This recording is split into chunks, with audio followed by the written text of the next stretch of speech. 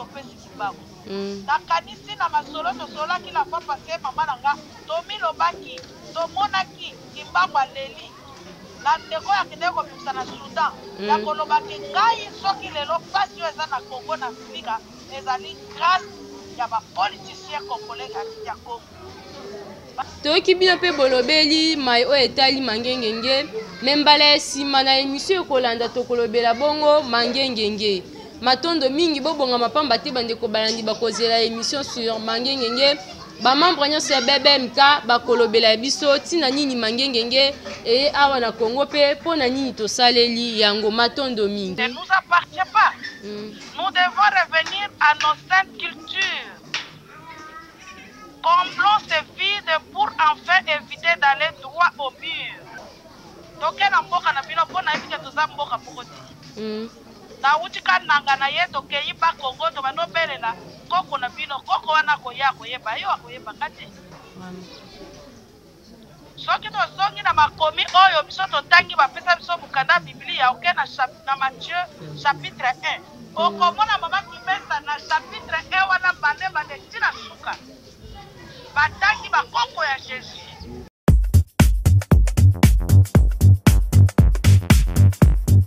Bosa abonné belé na chaîne YouTube na biso KBA 999 TV kintwa diki ya balongo mu Afrika. Mbote bandeko balandi mbote babonné na biso nyonso ya KBA 999 TV. Et voilà émission na bino bozela ki ebelemi o bikuke na bino.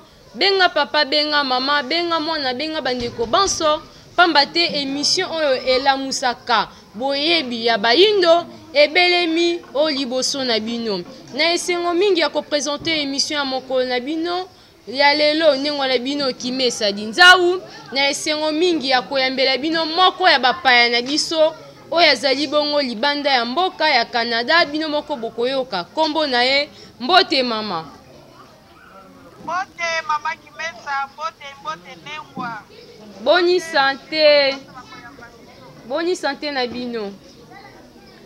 Santé na biso ezali balamu mbuluzi kimbangu ngolu ya ye ezali likolo na biso. Vraiment bokoki ko se présenter pour na bandeko balandi baye ba kombo na bino. Kombo nani po ete basosola malamu. Matondo mama kombo na biso ezali nengwa matondo wangata tozali na mboka ya Ottawa ville ya Ottawa plutôt na mboka ya Canada matondo nengwa wangata matondo mama lelo tokolobela lisolo ya Mvuluzi Kimbangu elongo na bino o libanda ya mboka bozali nani epai ya Mvuluzi Kimbangu to pe na mosala ya Mvuluzi Kimbangu. Matondo nengwa tozali bana ya bilaka na kati ya bana bilaka oyo biso tozali kobenga BBMK c'est-à-dire bana ya Mvuluzi ba oyo bazali kotambola selon prophétie ya Mvuluzi Kimbangu. Tozali bana oyo tozali kobenga singa c'est-à-dire tango olingi kotonga eloko okozala na besoin ya ekwi tonga pe singa sikoyo tonga na biso kombo na ye papa ntino tozolana sakibanza ya kalele epi biso bana na ye babengi biso bana bilaka tonga mama matondo wangata azali parmi basinga wana bazali na kati ya tonga wana matondo. Vraiment matondo mingi mama wangata azali moko ya singa oyo ezali kotambwa epai ya ntinu tuzolana. Mama mosala nini bozosala na ngonga oyo na part ya Mvuluzi Kimbangu na libanda ya mboka? Matondo na tango oyo musala oyo basinga bazali kosala ezali ko réveiller bandeko babiso bayindo parce que likambo ya Mvuluzi Kimbangu ezali mpona bakongole pamba te likambo ya Mvuluzi Kimbangu ezali mpona mokili mobimba bayindo oyo nyonso bazali na mokili mobimba. Alors batonga singa na minute oyo azali kosensibilize biso bana bilaka na minute musala na biso ezali kosensibilize ko-eduke kopanza sango ya Mvuluzi Kimbangu ba oyo bakoluka bakoti parce que déjà très essier de maraki. Alors essaie peut-être déjà musiku na ngone yelo baka déjà sepetaki. Alors biso toza ko réveiller basusu mama qui met ça la muka training ekende yaka to kota donc musala na biso ya koa ingeta vraiment matondo mingi mama réveil obo ali kolobela biso na part na bino bana ya mvuluzi kimbangu toyebi bongo baninga na bino bandeko bato ya réveil bataliselaka biso mokanda oyo elamusaka bango to mpe epesaka bango makasi ya bonzambe na bango bongo epai na bino bana ya mvuluzi kimbangu bokolobela nini na mokanda nini oyo bokolobela réveil po ete bayindo basosola bonzambe na bino matondo na minute oyo mokanda oyo biso esengeli to utilize tozali kobenga ngo kukiele tozali kobenga ngo kukiele ndenge tosololaki mikolo elekaki tolobaki kukiele na français tokobenga ngo clarté ou la vérité etalisi ke livre oyo esalemi na makanisi ya tata ntino tozolana te esalemi na nzela ya révélation nayebi te na lingala tokobenga ngo nini révélation c'est-à-dire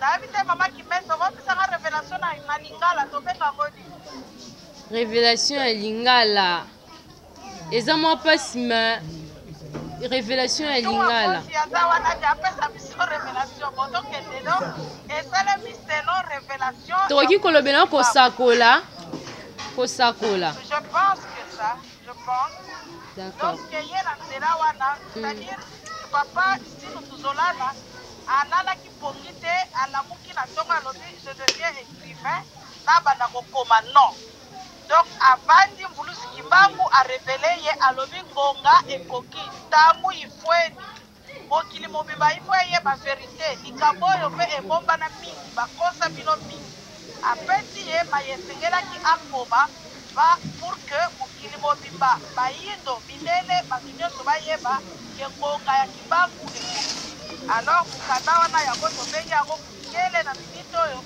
ifo tosensibilize bato na nzela ya kukiele po bayeba solo ezali nini par rapport ya basituation ya biso baye ingeta vraiment matondo mingi toyoki bino kolobela kukiele livre de vie et de la vérité nini ekolakisa ete kukiele ezali livre ya bomoi mpe ya bosolo bomeka mpe kososolisa biso mpo na mai oyo bolobeli na kukiele matondo nengwa na koloba ke livre de vie et de vérité ezali parmi baadjectif oyo papa mukibangu atalisi na kati ya mokanda oyo mpona nini apesi yango parti wana topesi titre na biso lelo ke kukiele et le livre de vie et de vérité soki tokei na page 56 ya livre na biso tokomona yango nde bakomeli biso en vérité je crois fermement que toutes les personnes qui liront cet ouvrage de vie et de vérité obtiendront individuellement leur part de bénédiction.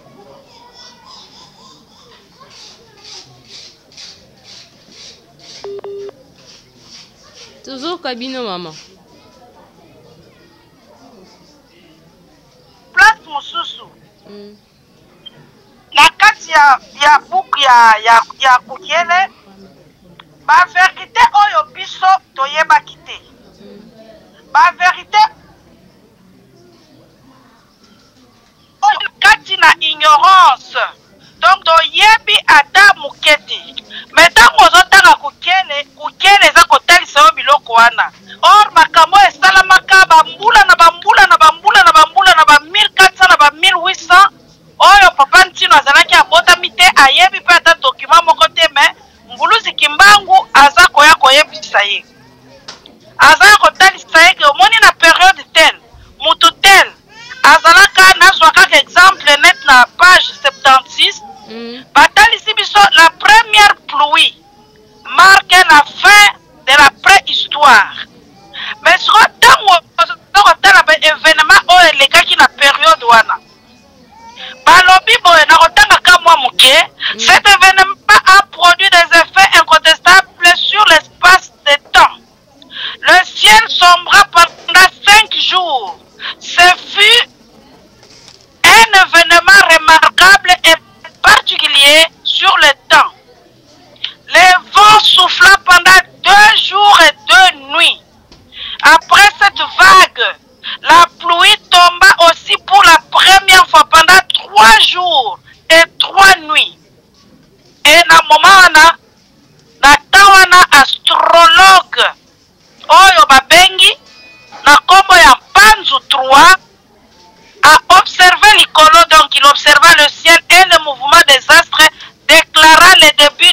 nouvelle ère de l'histoire de l'humanité. Elingi koloba nini mama Kimesa? Donc, il y a des choses. Oyo elekaki na tawana. Ngai na kopesa yo na kozongisa ngo na croyance catholique. Batalisa biso ke mokili ko changer. Donc on soit 3 jours ya noirceur. Donc on soit 3 jours à noirceur wana moyo ko salate mbule ko beta donc makambo mabe ko leka mukolo wana pendant 3 jours. Ozala kati bandaku muto abimate, muto sosolate donc ataba ye ko beta porte mama matondo fungola nga porte mungongo na zoba ke ya mama Kimesa na fungola te. Mais soki to elelo vérité biloko ese salemaka. Donc astronaute na biso oyo babengi na kombo ya Banzu 3 tango a observé événement wana en tant que astronaute alobi sikawa to changer temps. Donc na moi ya lelo ndenge tozali mama Kimesa to komi na 3e temps. Donc tango biso tolobi ba l'an 0 si to komi lelo je ne sais pas exactement ça prend combien de temps. To tambolaki na temps oyo bazali ko benga période ya poisson. Na poisson c'est le mensonge. Mensonge ne muterenya tala mokili. Et tongami likolo lokuta. Tala bakonza mokili. Mutanganya élection mais ba pesi oya juité. Donc ndenge to ba na classe oya tricher oya ju 0 ba bimisie premier de la classe. Dans ya poisson ezali ta ya mensonge. Ezali ta moko oyo mokili sengeli etambola na lokuta soko lobi lokuta soki on continue na biloko ya mabe wana ozwi esika. Donc il y a plein de choses. Totali lelo na ba église na ta ya poisson pasteur. Donc musala ne zakaka mbongo. Pasteur akoko te ya vie éternelle te. Donc totali na ba église makambo nyonso ndenge ezosala ma ozomona que non ce sont des choses qui sont déjà existantes. Maman wangata tokata bino te. Tokata bino te. Toki bokolobela ete ba pasteur na ba église de réveil bolobeli croissance bolobeli kimoyibi kilokuta baza na mensonge pona koloba ete kukile obo kotangela biso na kombo yango nde na bosolo lenge bolobeli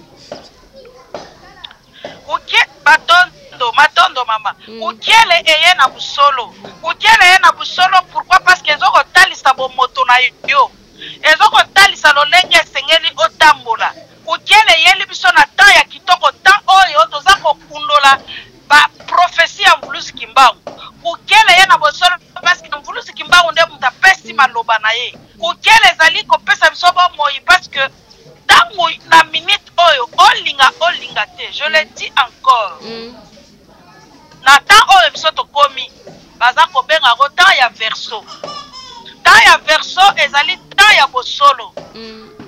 Donc temps ya bosolo c'est-à-dire tout ce qui est bimalibanda.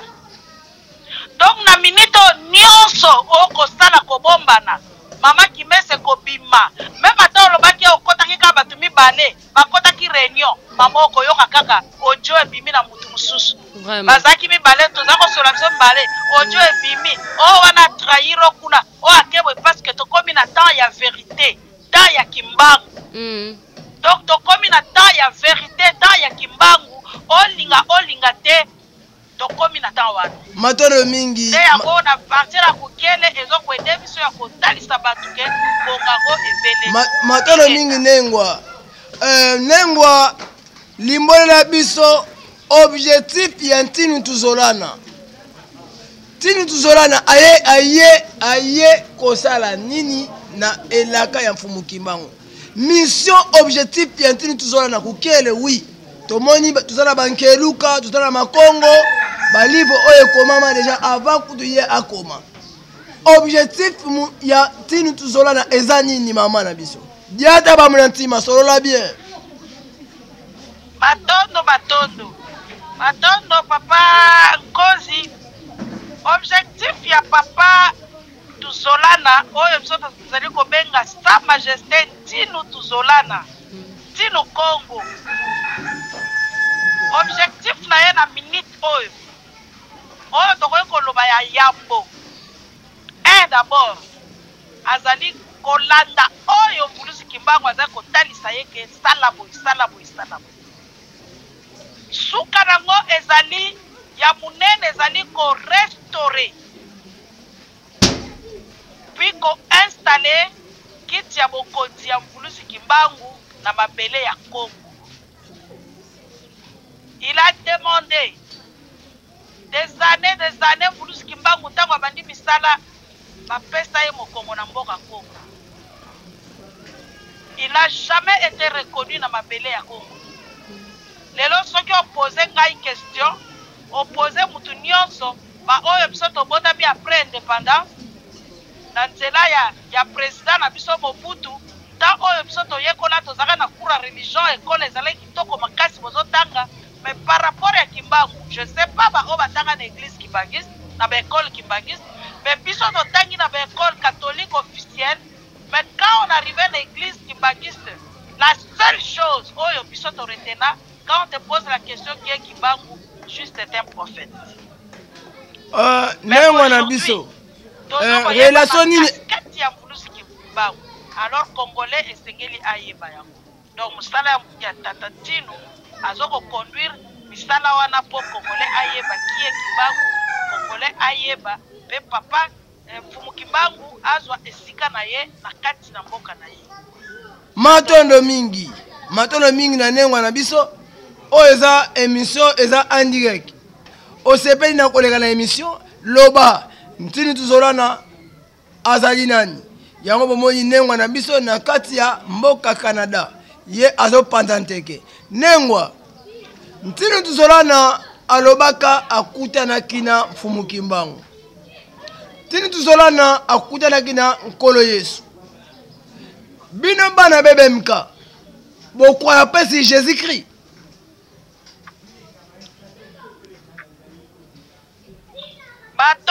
Matondo papa Nkosi Mopanzi sango. Naza koluka mopanzi sango na minito yo. Ingeta. Mopanzi sango na minito yo. Likambo ya kokwa ezali ndenge na lobaka ezali la croyance dépend d'une personne à une autre. La croyance dépend d'une personne à une autre. Papa Ntino na misala na ye na ndenge abandaki kokutana na Tata Kimbangu. Donc ndenge balobaka misala bapesi ya eu des étapes. C'est pas du tic au tac. Même mukando ekomami na ba étape ebele. Kende boye sala boye zonga boye mata kita kende zonga. Mais ce qui est très bien na makambo na ye atosaka nyonso wana. Parce que Tata Kimbangu ayebisaki sala kibumbabu et non kibuzolana. Alors, une seule chose, oyo ezali très mutuya, oyo biso esengeli to retenir, c'est juste l'obéissance na prophétie ya Mvuluzi Kimbangu na maloba Mvuluzi Kimbangu. Wana yende akokide yango. Alors, soki tolobi Jésus, croire, na minute okokiele yeli biso, le tableau des races et de divinité. Alors, wana ekomi likambo ya mutu na mutu. Ekomi likambo ya mutu na mutu na koyeba maintenant position na nga naza moyindo, na tableau naza na koloni nini. J'appartiens à colonne nini. Naza mondele, naza moyindo, nazali rouge, nazali hybride. Maintenant oza moyindo, oyebi déjà, Mvuluzi na yo aza nani, qui tu es.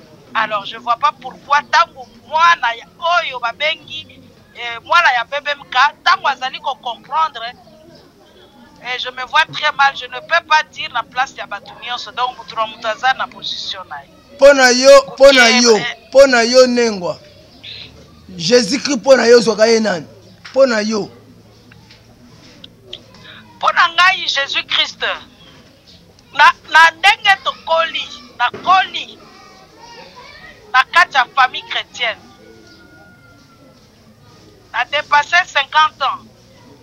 Na kati ya religion wana. Na accepté oyo batalisi ngai que Jésus-Christ est le sauveur de l'humanité. Il y a deux mots, hein? Oui. Donc Jésus-Christ est le sauveur de l'humanité. Alors, il est sauveur de l'humanité. dans minute oyo naye comprendre après des années que naza moyindo esengeli nalanda oyo baye kotalisa nga na minute oyo. Moi je crois en ce que oyo Mvulusi Kimbangu atalisi biso. Soki azalaki ke totambolaki na kati ya erreur, maintenant nous sommes en train de retourner lokola kokele ye po ede biso ya koreconstruire ya kokorrige baerreur na biso ya passé. Alors pourquoi ne pas korespecte oyo kokele eza kotalisa biso Matondo? Matondo mingi mama wangata motuna na biso ezali boye tokomona kao mikanda mosusu bazalaka bongo na balosambo bino bakolo kukiele bino bato bokolobela kukiele lelo livre de vue et de la vérité. Est-ce que ezali na balosambo kuna na kati oyo kosala ete moto akanga yango ndenge pe bayike bakanga losambo ya Marie ya mama na ye son nom du père et du fils na kukiele tokokuta ngo pe sosolisa biso kukiele ezali na combien ndenge tolobaka ba chapitre to pe ba verset po ete bandeko o bakolanda biso babi bayeba ebele bakolanda émission na biso en direct bayeba nini oyo bolingi kososolisa o mokolo na lelo maloba pa na bino. Matondo bama nengwa Kimesa ngai réponse na kopesa yo par rapport ya comment dirais-je le verset biblique non le prière ba prière oyo zosenga soki kukiele eza na kati ba prière eza na ba prière lokola je vous salue Marie ba comment des choses comme ça. Non, il y a pas de prière. Eza na ba prière te oyo kukiele pesi biso ke il faut bosambe na kaboye. Non. Donc avec Tata Kimbangu la prière que nous apprenons c'est toi-même. Situation na yo oyebi na minute lo lenga ni nesengeli o présenter yango epa ya Kimbangu. Donc il n'y a pas de formule magique ou formule standard ou esengeli o landa non. Donc tu as des connaissances et nanguya ya molimo santu tu sauras comment présenter kanayo et pas na maboko ya mpongo tolenda. Par rapport à ba verset ba nini non, il y a deux parties na kati ya Bible donc na kati ya kukiele, je m'excuse beaucoup. Donc nous avons au moins tozali na 6 chapitres. Donc tozali na 6 chapitres parce que livre comme makana ba chapitre na ba biloko na ebele, donc ba chapitre ezali ebele na kati nous avons 6 oyo eza vraiment mutuya ndenge balobaka likambo nyonso ebandaka na introduction bapesi biso ba masolo ya kala toyebaki te oyo Mvulusi Kimbangu arevele biso pe aye ko révéler biso ndenge balobaki ba piste de sortie parce que likambo ekweyi parce que quand tu regardes la situation mondiale aujourd'hui, le monde est en train de vivre dans une confusion. On ne sait plus. Mais cette confusion-là, ça a été dit depuis le 10 septembre 1921. Donc, on a une confusion. Donc, nous devons vivre dans du point de vue spirituel, du point de vue scientifique, nous avons une confusion. Mais, éclaircir biso. Par rapport à la religion, nous avons une religion. Par rapport à la spiritualité, na biso. Bakosi biso na biloko ebele bele. Bakoko na biso bazalaki alali boye mutazo bela. Ba révéler matiti kende buka makasa ya mbala tokisa mela buka makasa boye boye tout ça là ekosimba. Mais aujourd'hui ce qui est ekomi kitoke ekomi ba problème. Mais kukia les talisio eza na vérité. Donc eza na vérité, c'est-à-dire makasa wana mokeli nango akelaki ayebi ba propriété médicinale na. Kukia les talisio biso eloko mususu oyo eza mutu ya mama na pesa yo j'ai écrit ça. Kukia les talisio biso na ko pesa par rapport à héritage na biso. Kukia les lobby boye. Faites confiance à vos ancêtres. Méfiez-vous de ceux des étrangers. Et ça est très moutouya. Parce que dans l'école,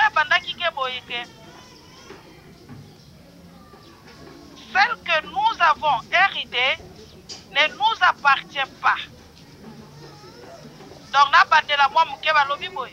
l'époque de nos ancêtres, ils vivaient en symbiose. Ils vivaient dans une communauté où régnait la concorde et l'amour du prochain. Toutes ces choses en Afrique ont disparu. Na likamwana mama kimesa na kanisa eza lokuta te. Eza lokuta te. Donc na kala bakoko na biso bazalaki bomoko na mboko komona musu nyonso bayebani. Oyo aza na asali bilanga manioko ebimi ebele akopesa baninga. Mais lelo égoïsme ekota. Lelo individualisme ekota mundela yela biso ki individualisme. Balobi ne nous appartient pas. Nous devons revenir à nos saintes cultures. Comblons ces vides pour enfin éviter d'aller droit au mur. Lors du palabre autour du feu avec nos grands-parents, chez les Bakongo, exemple, ils nous disaient souvent que ne vous y trompez pas. Ne faites pas confiance aux ancêtres Yabatumususu. Faites confiance à vos propres ancêtres. Donc, galelo ndenge na zaboy. Na kei na mboka oyo bayebinga te na bandi kobelela. Toke na mboka na bino pona ebike toza mboka moko te. Na utika nanga na ye toke iba Kongo to bano belela koko na bino koko wana koya koyeba yo akoyeba kate. Soki tozongi na makomi oyo biso totangi bapesa biso mukanda Biblia oke na Matthieu chapitre 1. Okomona mama kimesa na chapitre 1 wana bande tina suka. Batangi bakoko ya Jésus. Bande tina suka bapesi arbre na ye. Meto se fiaka mingi na bakoko wana bosiko bakoko na biso tobosa na bakoko. Nengwa na biso tokata bino maloba te. Toki bino bokolobela bakoko, faites confiance en nos ancêtres. Bakoko bokolobela wana bino pe bozali na confiance na bango bokozongisa baindo na nini. Bakoko ngonde banani oyo baindo bakotiele likia. Ingeta mama bakoko oyo baindo bakotia elikia. Na kati ya mukele ezana liste ya bakoko oyo basala musala na kati ya mboka wana. Na kati ya kukele kaka nde bakombo bakoko ezali. Na peso exemple kaka ya ndeko oyo basalisi biso astronaute oyo. Bazali batu mutu ndenge balobaka nzoto ezokaka na mabele me molimo mutuzala. Elonga na yo tozobelela Mbulusi Kimbangu. C'est son esprit. Tozobelela Jésus-Christ, c'est son esprit. Ntango biso tosala ko litanie de saint tozali kobelela Saint-André, Saint-Matthieu tomonaka bango. C'est leur esprit. Tokobela Sainte-Marie, c'est son esprit. Toza kobelela. Mais bakoko na yo, ntango yo yebi bakoko na bango tokobela bango te. Ntango yebi bakoko na yo te, kokobelela bango te. Mama kipa vita akoko na biso, combien bayebi? Bapanzu bakoko nzinga, baza bakoko na biso. Bakombe babelaka bango. Bapapa kisolekele, bapapa diangenda, baza bakoko na biso. Kombe babelelaka bango. Kombe babelelaka bango mama. Donc yango nde tozokopesa valeur na eloko wana ke toyeba bakoko na biso. Toyeba bakoko na biso baza na place très comment dirais-je, baza na place moko ya kotuya na vie na biso mpe na makambo nyonso biso tozosala. Batondo. Matondo mingi toyoka bato koloba ete Biblia bayeba koma yango bazalaki inspiré na Molimo Santo. Boyebisa biso kukiele ekomami tinu tuzolana azalaki inspiré to pe azalaki na bato oyo basungaki bakoma mokanda yango.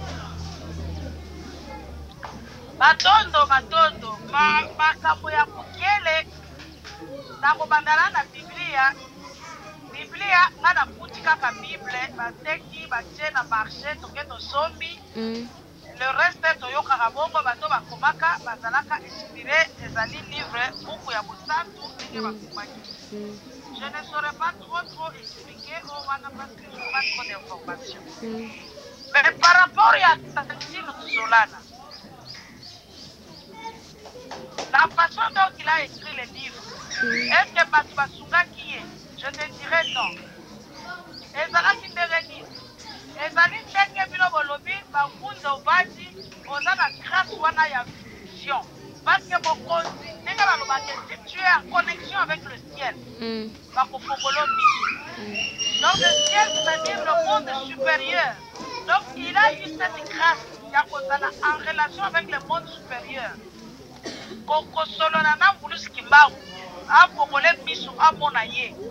Avandi boye to bakokozala ye aza wana yo po aza wana yo komona ye te parce que yo aza na monde inférieur. Mais ye na monde supérieur akomona mbulusi kimbangu.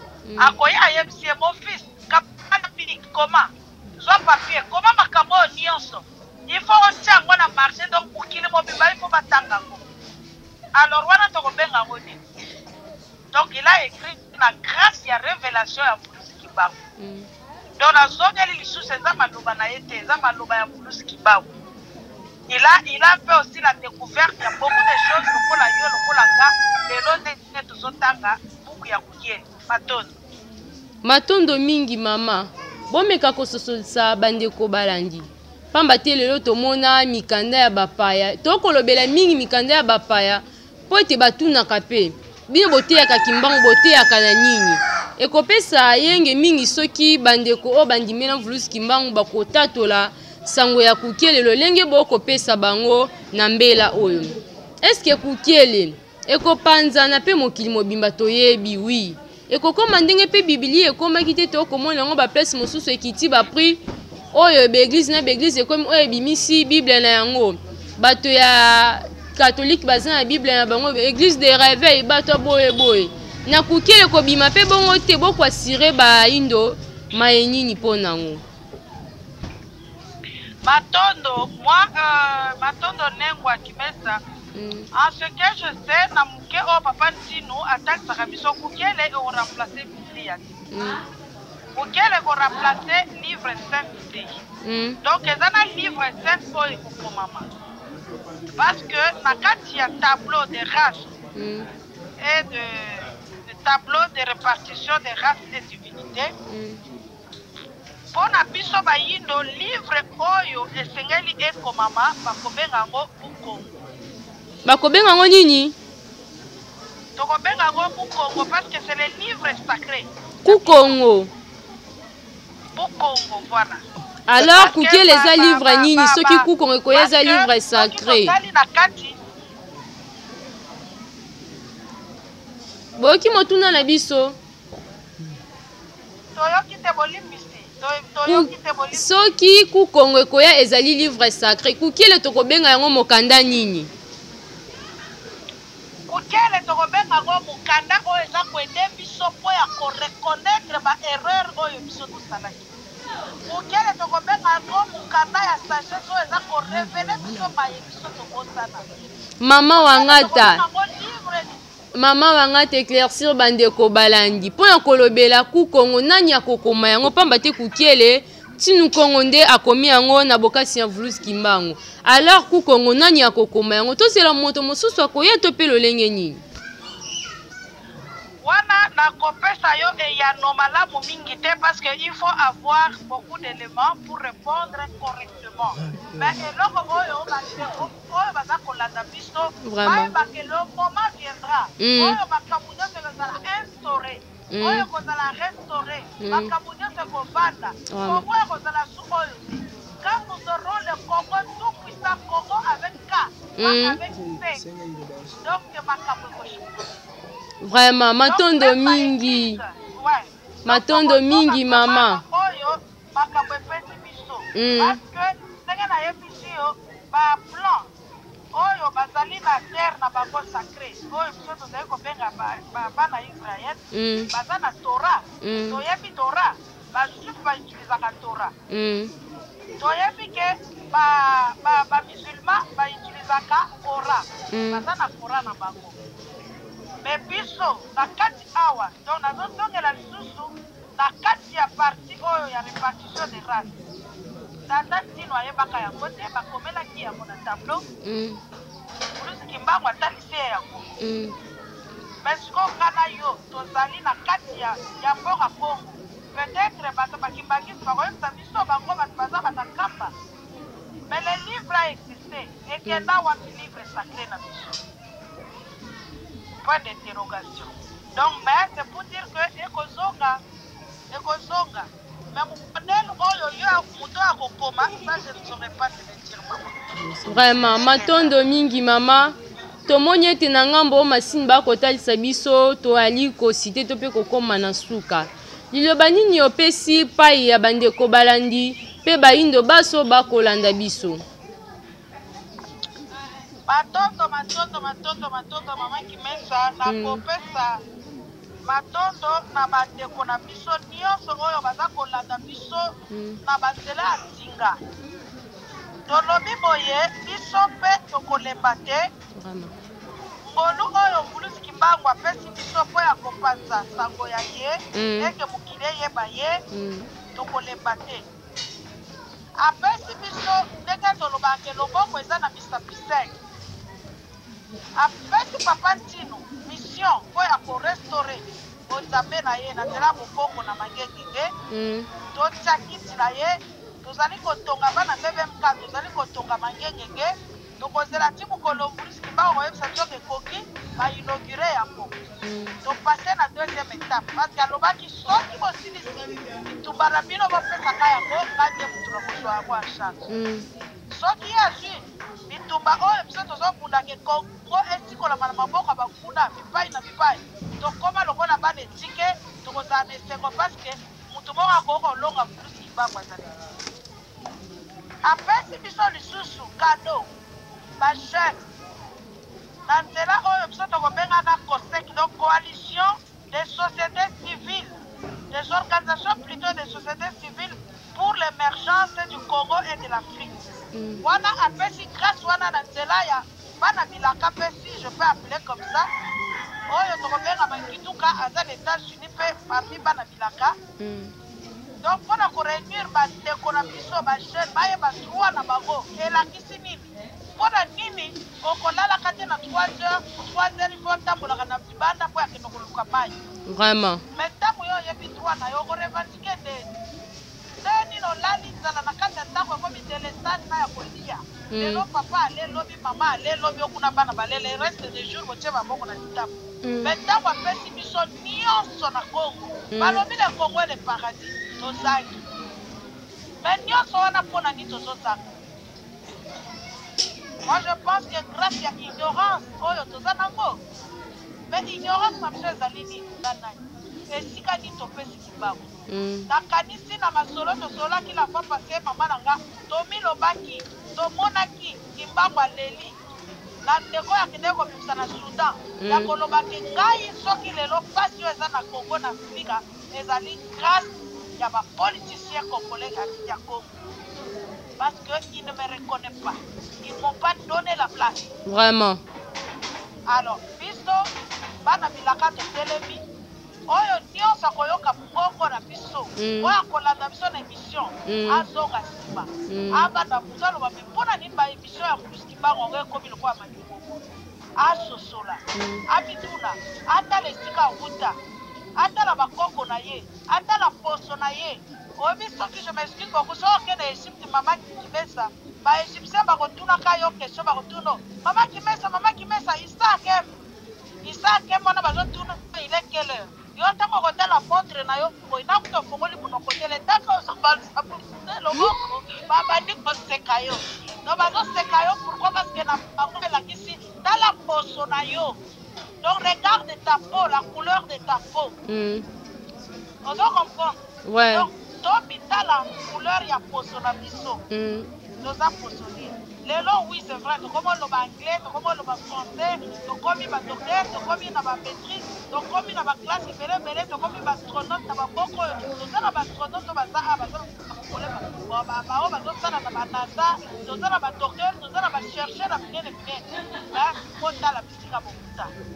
Ato bonda bikina poto mais mama na yo auta wana koko na yo auta wana bakoko na yo bazalaka banani donc tozongi leloko wana soki tobandi kosala mwa retrospection wana okoluka te mpeni na koyeba kopesa Mbulusi Kimbangu esika kati na biso vraiment matondo mingi matondo mingi mama wangata toyoki bino bokoloba na mbela bopesi epai ya bandeko balandi toyoki bino mpe bolobeli mai oyo etali mangengenge me mbala ya nsima na emission ekolanda tokolobela bongo mangengenge matondo mingi bobonga mapamba te bandeko balandi bakozela émission sur mangengenge bamembre nyonso ya BBMK bakolobela biso ntina nini mangengenge eye awa na Kongo mpe mpo na nini tosaleli yango matondo mingi bandeko balandi tokomona bongo émission na biso KBA 999 TV balobi bongo tozokoba kaka na mosala na bino pamba te toza bongo basali na bino tosengi na baebanso balobi bamembre nyonso ya BBMK bino badiaspora boza libanda boza na likabo ya Vulus Kimbangu émission na bino yango oyo chaîne na bino yango oyo tozali wana mpona kopanza sango ya mobikisi Kimbangu numéro na biso ezali bobenga biso bokomela biso bino bai oyo boza na bosenga ya kopesa sango ya Vulus Kimbangu oyo bozali nango epai na bino solo esengo mingi ya kopresente émission ya mokolo na lelo na moko ya bamama na biso bongo na kombo ya mama wangata matondo mingi mpona ngonga oyo ondimaki kopesa mpe koyanola na mituna na biso matondo mingi na tata pungu tulendo ye nde abandaki na biso mpe akomi na biso na suka matondo mingi na baebanso oyo balandaki biso mokolo na lelo soki nabwaki bongo te balobi sion mpe manzambi moto oyo asimbi kamera mpona kopesa biso bilili ntango nyonso merveille kibingu ya biso papa tu moko zike malandwa matondo mingi na baebanso bakolanda biso balobi mokumbi ya solo balobi papa mbemba soki tokokoma ya destination grâce na ye matondo mingi na baebanso bolandaki biso na mokolo na lelo mpe na bana nyonso ya KBA Vulus Kimbangu apambola bino mpe abatela bino ngai na bino tokutani bongo mbala ya nsima matondo mingi